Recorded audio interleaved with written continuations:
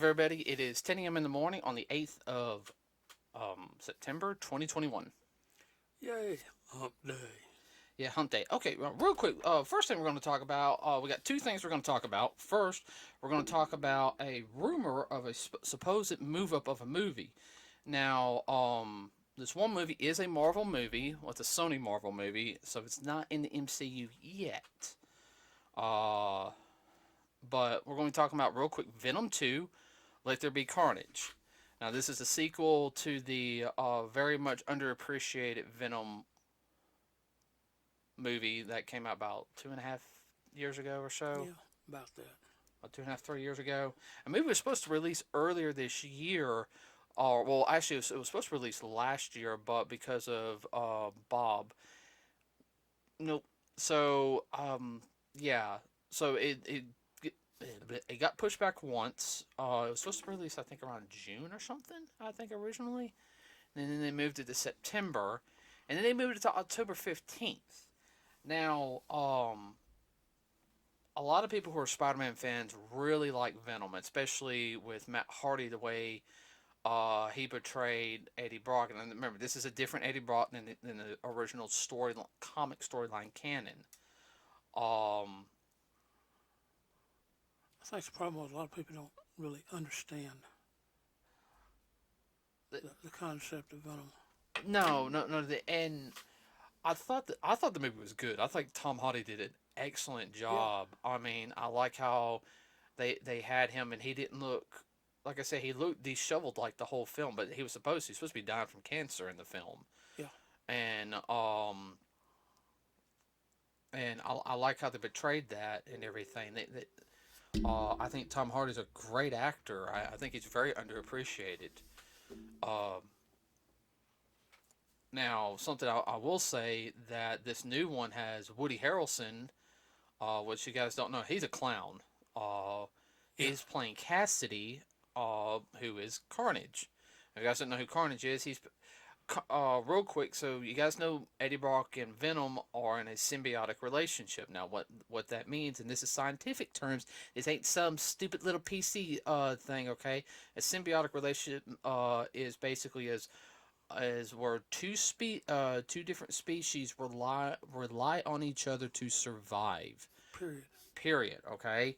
The anglerfish in the deep part of the ocean. You guys see, it has the big teeth and all this other stuff. I mean, look scary and everything. Those are the female fish, because the male fish is physically bonded with the female fish. When the male fish is born, after a certain time, they find a female and bond with it, and that's how the species survives. And that's a symbiotic relationship. Now that's more of a, well, I mean, I guess. Well, this symbiotic relationship though is uh, usually more of a most symbiotic relationships more like predators. They invade and then they take over and then they use up the one that they're with and then they go to another one. Well, the symbiotes. I'm so glad they changed it for the movie instead of calling them symbiotes. I don't know who in marketing thought that was a great name instead of using the actual scientific name symbiote. Um, They probably couldn't say it. no, because the lady said it in the later on in the film. Mm-hmm. It's probably, oh, we're gonna make it sound different and edgy. Symbiotes. I'll get into that another day. But Cletus Cassidy is a serial killer, a very very bad serial killer. Everybody. Um, he's not like Joker, Joker's highly intelligent. Um, Cassidy's just crazy. All right. I would have to sit there and say he outdoes the Joker on that. Joker's crazy, and he is psychotic, but There's methodology. where the Joker has a methodology behind it, Methodology, yeah. Cassidy doesn't. Cassidy is Kill on sight. kill and gore. He don't care. Like, I Mm-hmm. mean, in the comics, he's. But I'll explain about that another podcast because we got another part to this. Now the he gets a red symbiote which fully bonds with him. Not like words like a symbiotic relationship between Eddie and him. He doesn't say we. He says I. And the Mm-hmm. rumor has it is that the symbiote. It's taking complete control. No, No, what? he's taking control. The symbiote don't exist anymore. Mm. He's that crazy that he was able to. But and Carnage is one of Spider-Man's most deadly foes. There was actually a 14 comic run, everybody, in the 90s, which I have the complete collection, called Spider-Man Maximum Carnage. It is a 14 issue series, and it is one of the more darker of the Spider-Mans from the 90s. Uh, Good comic book run. Actually, it had a video game too. You guys got me that for Christmas one year. Yeah, I Um, remember that. and the game was based directly off the comic book. And it was done by LJN, which has a bad tendency to making bad video games. It was actually a good one.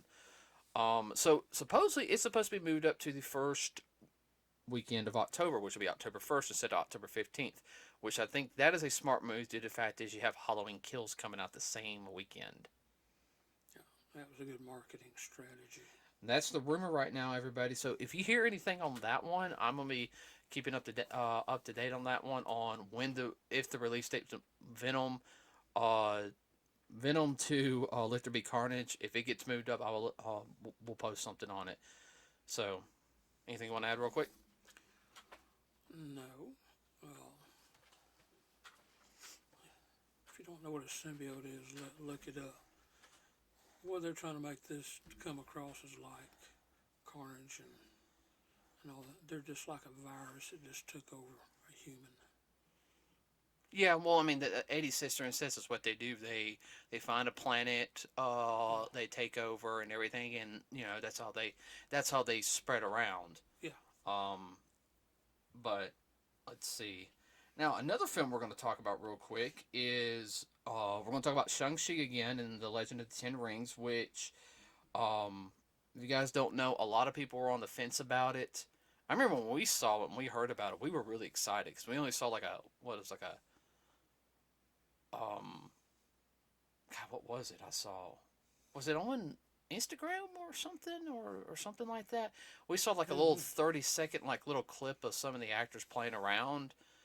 Um, and when we saw them do their stunt work, we were like, ooh, These guys know what they're doing. yeah. For a change. Yeah. There's actually a guy on I follow on TikTok. He's an older martial artist. Um, his student was the stunt coordinator for Shang-Chi. Hmm. So, yeah. And this older guy's good too. I mean, he's about 10 years younger than you, Dad. But I Yeah. mean, he's been practicing since he was like 8. Wow. Yeah. But, so one of the big controversial things with Shang-Chi, that was that the CEO, it was either the CEO or the president of Disney. I ain't talking about Marvel, okay? We ain't talking about Kevin Feige. And Kevin Feige was nervous about it, okay?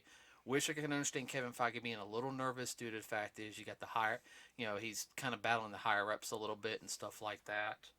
Um, and I know there's probably some internal problems in the Marvel stuff. I'm not even talking about the comic book section because that's a whole other cup of tea. That would take way too long to explain. But the like I say usually the president or CEO, and I could be wrong. Hold on, let me look that up real quick. CEO or CFO. No, it would be CEO, not the CFO. Okay. Uh,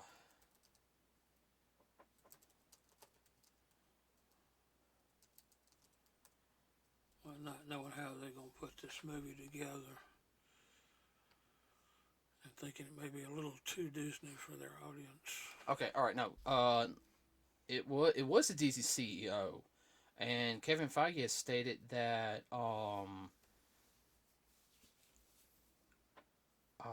yeah, he did say that it was an experiment, which the actor who plays Shang-Chi, A little pissed. Simu, yeah, he was mad. I can't blame him. He actually got on Twitter and said, "We are not an experiment." Now, I know some people would take that as a racial comment. Other people would take that as hating against like martial arts and everything. Um, I now no I think what he originally meant to say, or what Your opinion. my opinion, and I'm gonna tell you how. I'm gonna tell you from a business standpoint of it, and I'm gonna tell you how it personally came across. Okay, from a business standpoint, I think he was trying to say it was more of an experiment coming out for the way Bob has been for to be a release date on Labor Day, a big holiday weekend, and everything. Seeing that if the movie theaters are gonna hold up, if we're gonna be able to make our money back. You know, because they had the problem with because this was just released directly in theaters compared to Black Widow, which I think the putting on Disney Plus kind of hurt Black Widow. Um, and Well, Disney hadn't done a lot of this kind of stuff, so right, it was kind of new to them. right. So he could have meant it by that, but because he didn't put context into it, the way even when I read the comment, the way I took it personally, as It was a slap in the it face. was a slap in the face to any martial artist and anybody of the Asian community. I mean, that's the way it came across to me, and I don't usually say that. You know that. Mm-hmm. I mean, even when you read the comment, I mean, you kind of caught an eyebrow. I was like, that, you know, he could mean the business wise, but it's really coming across like this. And He should have explained it. if he didn't, if that's what he meant though, is It's the almost a little late now. if he Already meant the out. latter, not the first, you know, what we think personally, Dad, Yeah, he needs to be fired. yeah. The CEO needs to be fired. I'm sorry. Hollywood has had a bad reputation of Hollywood has had a bad reputation, in my opinion, of martial arts films unless they meet a certain criteria, um, or Make what mean what they think it ought to be out of their little box. okay, We I'll be. can't we can't do anything outside the little box. I mean, there really hasn't been either has to be like a comedy martial arts film, which those are fine if done correctly, and those are Yeah, usually better done than a kid standard. Okay, yeah. and I'm also talking like doing like and what I mean by Hollywood martial arts films, I mean even like the camera angles, the cuts, and everything. I'm talking about all that. Shaky camera. Shaky camera, yes. Oh God. But I'm even okay. Like I'm gonna be honest with you, and this is like getting this. I think Mortal Kombat could have been better earlier this year. I thought the opening scene and the ending scene were better choreographed than the stuff in between. What do you think?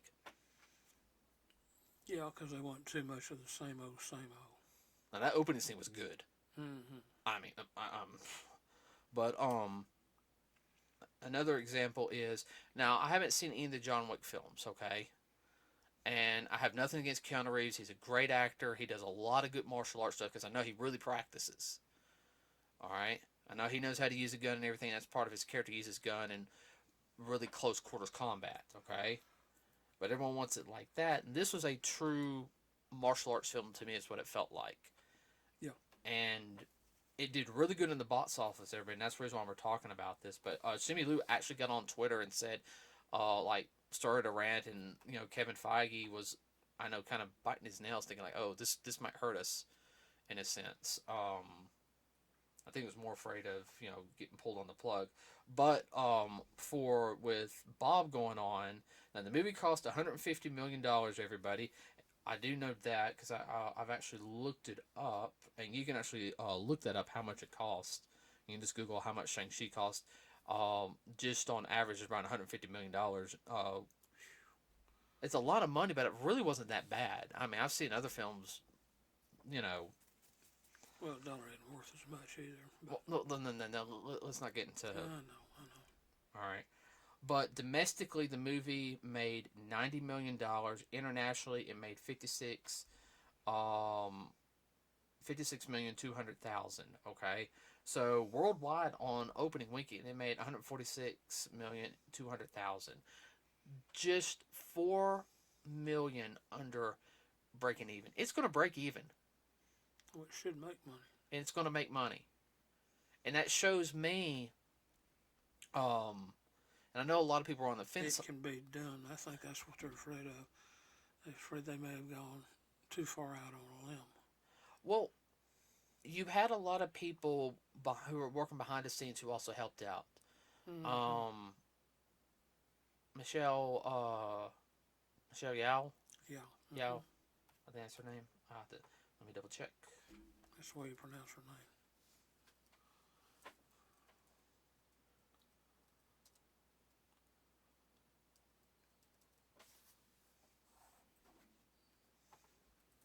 She's been in quite a few films.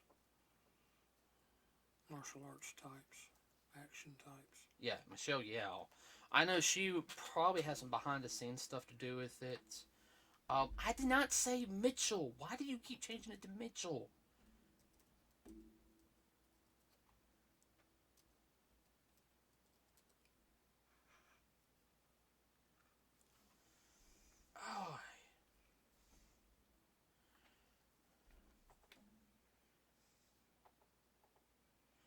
Oh, I know she had a lot to probably help out with that.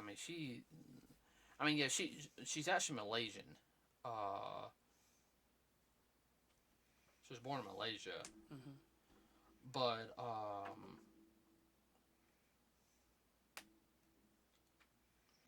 yeah, she's 59. Well, she knows the genre better than a lot of those people at Disney do. I think Disney's still getting their feet wet on these type of movies. Yeah, well, I think this one's a lot better than from what even my friends who saw the Mulan movie. Of course, there's problems with the Mulan movie, but Well, that's I ain't gonna touch that rabbit hole. that's a, yeah. Uh, We'll leave it at that. we'll touch that one day, but I think I think it did really good. I think it shows that one, I know people are, Hollywood has always had a kind of disdain for in my opinion, for the Asian community. I know they sit there and they say the the black community has a problem with some of the Hollywood, and I know they do. Okay, I know. Everyone does. Well, it's such a closed little society. It's hard to quote unquote break into their little box. Right, and everything. But the Asian community's had a lot of problems. I mean, when you had, um, I'm not trying to use this as it is a small social subject, but with the death of Brandon Lee, I think that kind of hurt Yeah. the Asian American community on really being able to see. And if you guys don't know, Brandon Lee, he died on the making of the movie The Crow, which was in 94, 95. Mm-hmm. And he was really starting to break out. He's done a couple. He'd been in movies for about almost a decade by then. Yeah. Not even a decade. And this was going to be his breakout role. I think if he lived, I think there'd have been a lot more stuff. Yeah. Um, I think that kind of hurt. I mean, now when Jackie Chan came back to do movies here in America, that helped out a lot. But after, and I know there was for a while they're starting to wanting to do stuff like that, but it felt like Hollywood always tries to downplay the martial arts, that it needs to be big, strong, burly man, or big explosion, stuff like that. Or when they do it, So cheesy. it's so cheesy, or it's so unrealistic. And now everyone, I know some stuff in Shang-Chi was unrealistic, and get all, no, this wasn't real, so what are you complaining about? I'm talking about, you expect unrealistic stuff in Shang-Chi. Sure. It's a superhero movie, but a realistic movie, mm-mm. Um, we've seen a movie where a guy got like hit with a hammer, and he kept on walking. Really. It was that movie. People get shot a dozen times, they're still walking. That's like that is such a low probability of that happening. Yeah. Uh, Even if they are doped up. beyond your wildest dreams. Um, what was that movie we saw? We watched the American version of the fight scene, and then I don't remember we that. watched the Korean version. Remember? Which the Korean version was like 6 years older, and the Korean version was a lot better. Everybody, that hallway scene was more realistic. That was called Old Boy. Well, you'll see something realistic into the Badlands. Oh yeah. Um, It's gruesome, but I mean, it's very realistic. on some aspects, yeah, because they get Mm-hmm. hit, they get knocked down, yeah. But I'm really liking the fact that Shang-Chi's making the money, and it really shows that I think it's doing better than what they thought it was. Oh, I'm glad. I'm for all the naysayers and everything. You're like, oh, I'm gloating. We saw it Friday night. We thoroughly enjoyed the film. Like everyone, I got popcorn and a drink because I figured this is gonna be a good movie. I just had something about it, and he was like, nah, I'm not gonna. I don't want any popcorn. And then because when he gets excited watching a movie, I can sit there and say he starts eating popcorn. Dad, I know you. I'm sorry. Yeah. That's like when we watched Endgame. that, Yeah, we did two more things of popcorn. We would eat them all up. yeah, I know. We But weren't the only ones. no, no. But um, I'm really hoping that this proves not only to Disney but also proves to Hollywood and filmmakers you can make good martial arts films. There's a lot of people who are doing it on the indie scene who are really coming up doing good fight choreography for what they know. Yeah. And I mean, it's a lot better than what I'm seeing what these Hollywood stuntmen do. Well, they try. That's all you can say for a lot of them. They're not trained martial artists. Some of them are, but they fall into the oh, I got to throw a big arm instead of a straight Oh yeah. punch. And that's a topic for another day. Yeah. Anything you want to add to that on just what I've said today? Because I know I kind of You rattle. No, I go along with what you said. The whole the whole thing. I think there were somebody back in the back said, "Oh, it's not going to do good." Somebody on the board or in one of the back rooms or whatnot was naysaying it, and that's where they were biting their nails over. It's a power play inside the company. I guarantee you. well, I already know there's still a Caitlyn, whatever her name Mm-hmm. is from Star Wars. I know somehow she's still got her hooks in the company and Mm-hmm. everything. Which I don't understand why. Money talks. Yeah, yeah. So okay, everybody, that's it for today. If you, I know we're going to cut a little short today. I know we've been doing a lot of our casts around 22, 23 minutes and everything. We're going to try to do some longer podcasts here, but we got to cut it short today, everybody. It's really all I got, unless you got anything. No, no, the only thing is if you hear any updates on Carnage, Yeah, please yeah, drop us a please, line. please, Let us know. please let us know. And I if you get it, appreciate it. yeah. If you get a chance, please go see Shang-Chi and the Legend of the Ten Rings, everybody. It is a fantastic film. Even if you've never really seen any of the Marvel films, everybody, it's a good martial arts film. You can actually now I will say there's probably like maybe one or two like kind of semi-lewd jokes in there, Yeah, and they're more. it's. I was surprised. I Oh, they could have ordered it up real quick, released their NC-17, but they didn't. nuh-uh. The fight scenes are there's no gratuitous blood in them. Gratuitous. Yeah, well I don't No, think there's no heads being lopped off or arms falling off. mm-mm. Even though there's a guy who's armless. Yeah, Uh, of course not. Well, when you got monsters involved, that's a little different. yeah. Overall, you could take some kids to see this. Now, near the end, some of them might get scared. It all depends on the kids, but I think most kids would be like, "Ooh, guys killing monsters," you know. Yeah, PG-13, no problem. Mm-hmm. Even squeamish people would not have a problem. So, All right, everybody, that's it for today. Remember to like and subscribe to us here at Nerds with Cause. It really does help us out. Leave a comment in the section below. Please keep it clean. Oh, don't forget we also have a Facebook page, and we'll see you on Saturday. Don't know what the topic's going to be yet. Figure it out. We'll figure it out. With that said, everybody, have a great rest of your day. We are out.